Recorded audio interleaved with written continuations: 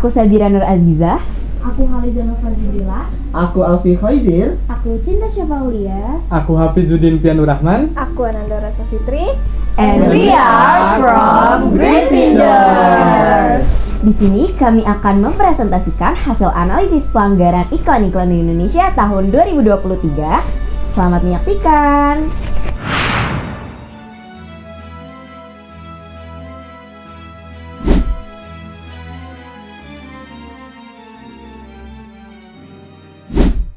Kalau urusan keuangan sebagai korlap, Bunda cuma mau yang gampangnya cuep.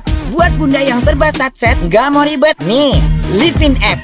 Bunda aja bisa pakainya. Gini nih harusnya aplikasi keuangan. Nggak kayak yang sebelah, bikin mata Bunda sempit. Livin App cocok buat Bunda korlap. Tarik tunai, bisa tanpa kartu. Bisa dong, udah kayak sulap. Semua lengkap dalam satu app. Tapi nggak ribet dan tetap mudah dipakai Bunda. Super App, super lengkap. Livin by Mandiri. Selanjutnya, saya akan menganalisis iklan dari Bank Mandiri. Iklan tersebut melanggar Kitab Etika Pariwara Indonesia bagian bahasa poin 1.2.1 karena di dalam iklan tersebut terdapat scene yang menggunakan bahasa yang tidak mudah dipahami seperti cuep. Selanjutnya, iklan tersebut juga melanggar poin 1.2.2 bagian bahasa, yaitu ada scene yang menggunakan kata super lengkap. Lalu di poin 1.10 bagian keselamatan, di mana di dalam iklan tersebut terdapat scene push up sambil berbicara. Selanjutnya, poin 1.20 merendahkan. Di dalam iklan tersebut, ada scene yang merendahkan produk pesaing dengan mengatakan gak kayak yang sebelah, bikin mata Bunda sembab.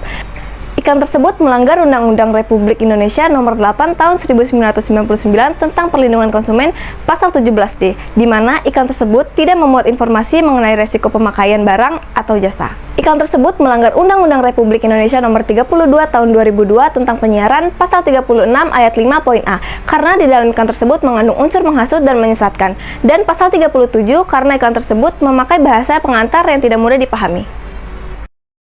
Didit,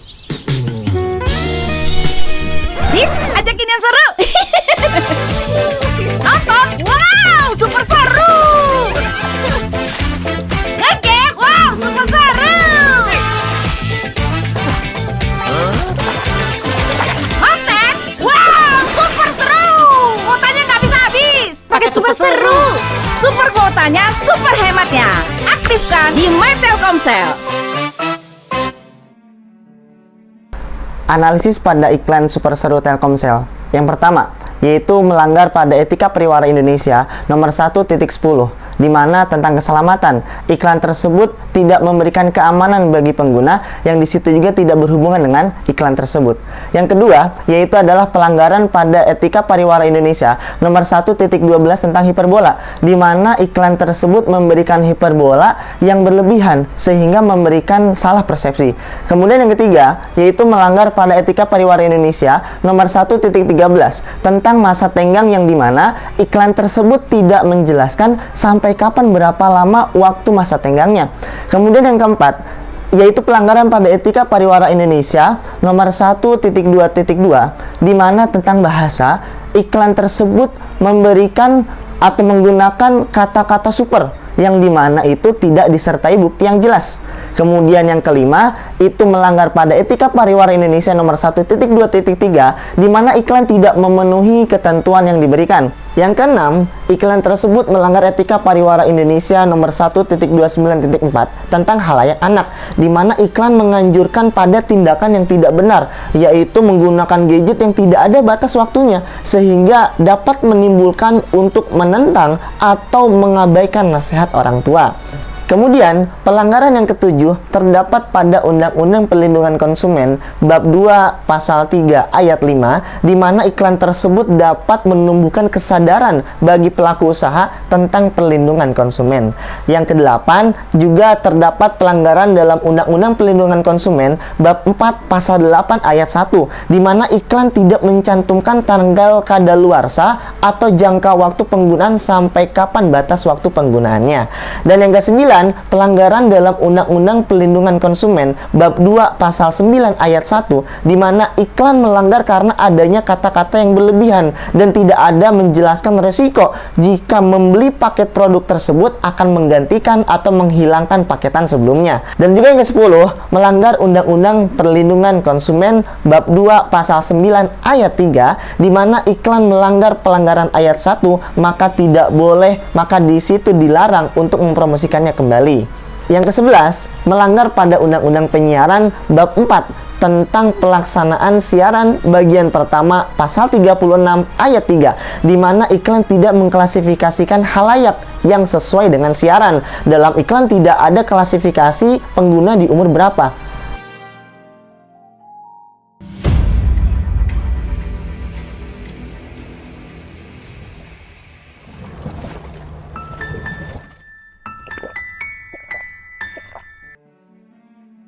Dari iklan tersebut, terdapat beberapa pelanggaran-pelanggaran berdasarkan Etika Pariwara Indonesia, Undang-Undang Penyiaran, dan Undang-Undang Perlindungan Konsumen, di mana di Etika Pariwara Indonesia pasal 1.2.2 tentang tata krama, yang mana di iklan tersebut terdapat pernyataan 100% murni.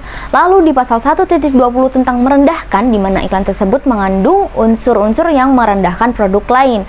Dan pasal 1.28.1 tentang lingkungan, di mana di iklan tersebut terdapat cuplikan yang menampilkan penyia-nyiaan lingkungan. Lalu pada Undang-Undang Republik Indonesia Nomor 32 Tahun 2002 tentang penyiaran bab 4 tentang pelaksanaan siaran pasal 36.5 poin A, di mana di iklan tersebut terdapat pernyataan yang mengandung unsur hasutan. Selanjutnya pada Undang-Undang Republik Indonesia Nomor 8 Tahun 1999 tentang perlindungan konsumen di bab 4 tentang perbuatan yang dilarang bagi pelaku usaha pada pasal 9 ayat 1 poin I, di mana di iklan tersebut terdapat perbuatan yang merendahkan barang lain. Lalu pada pasal 9 ayat 1 poin K, di mana terdapat kata 100% murni yang merupakan janji yang belum pasti. Untung aman.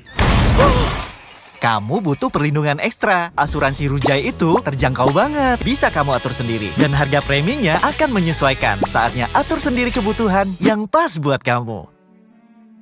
Selanjutnya saya akan menganalisis iklan Rujai Indonesia.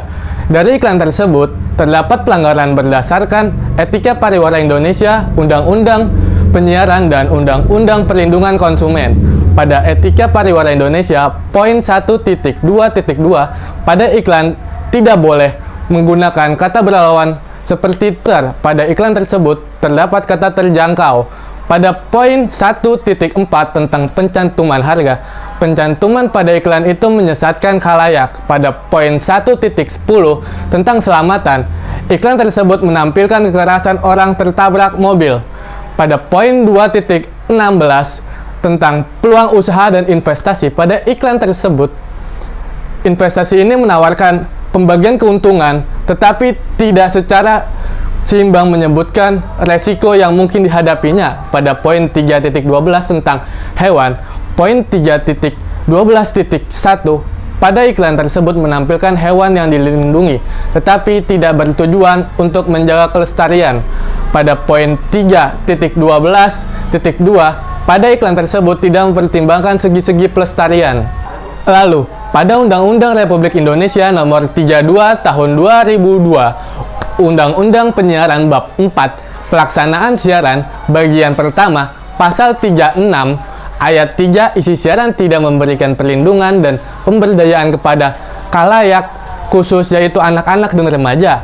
Pada ayat 5 poin B, pada iklan terdapat kekerasan, yaitu terdapat orang ketiban termos.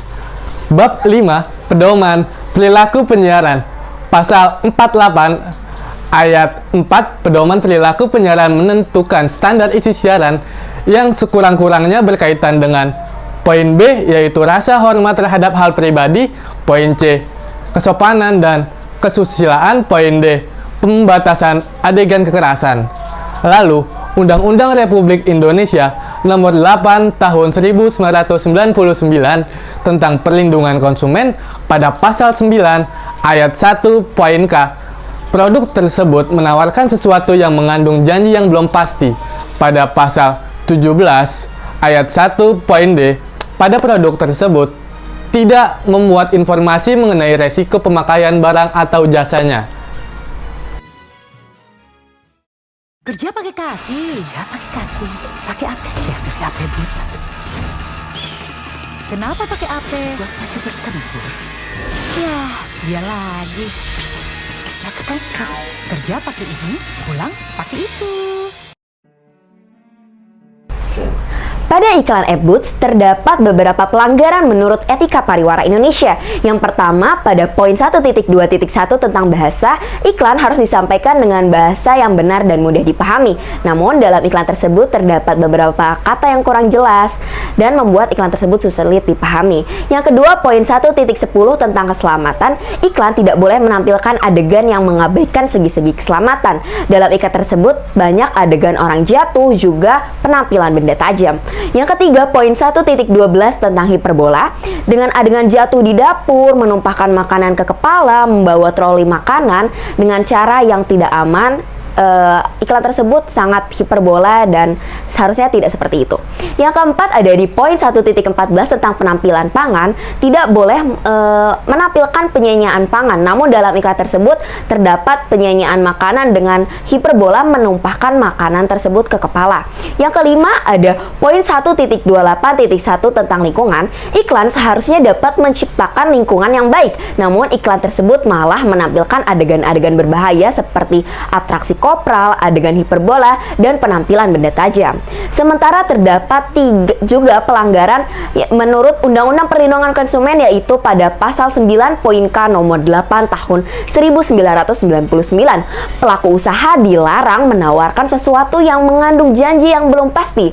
Seperti dalam iklan tersebut terdapat adegan di mana sepatu atau boot tersebut dijatuhkan pisau, namun tidak dapat dipastikan kekuatan dan ketahanan dari produk tersebut.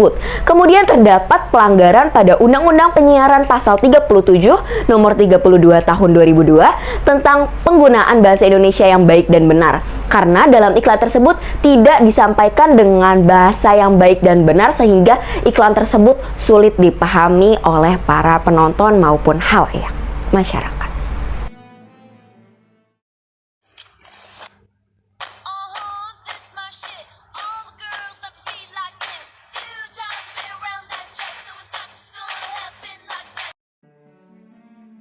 Analisis iklan Ganesha Operation. Iklan tersebut melanggar Kitab Etika Pariwara Indonesia di poin 1.10 di mana iklan menampilkan pengendara motor yang terjatuh dan terbalik, terlempar, kemudian berpindah ke tempat lain.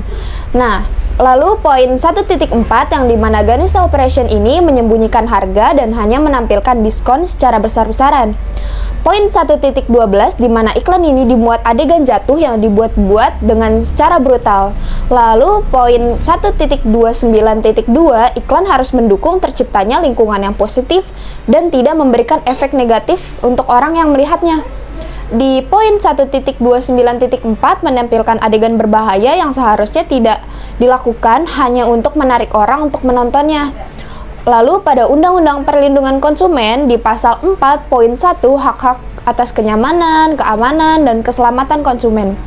Pasal 7 poin B harus menampilkan informasi yang benar, tidak ditutup-tutupi, seperti iklan tersebut hanya menampilkan diskon. Pasal 19 ayat 1 pelaku usaha di sini harus bertanggung jawab akibat kerusakan ataupun pencemaran. Pasal 20 lagi-lagi pelaku usaha harus bertanggung jawab atas iklan yang mereka produksi. Selanjutnya, iklan ini melanggar Undang-Undang Penyiaran nomor 32 tahun 2002 pasal 4 ayat 1 di mana iklan ini harus punya fungsi informasi yang benar, bahkan jika hiburan juga harus menampilkan hiburan yang sehat. Selanjutnya, pasal 5 poin E, iklan harus menaati ketaatan hukum. Poin I di mana iklan harus memberikan informasi yang benar. Selanjutnya di bagian ke-6 pasal 21 ayat 2, iklan harus mendidik calon siswa yang akan mendaftar ke Ganesha Operation. Nah, dan yang terakhir di Undang-Undang Penyiaran pasal 36 ayat 1, isi iklan harus mengandung manfaat untuk peserta didik yang akan mendaftar. Sekian dari kami. Semoga bermanfaat dan bijaklah dalam mengkonsumsi iklan. Thank you for your attention. Bye.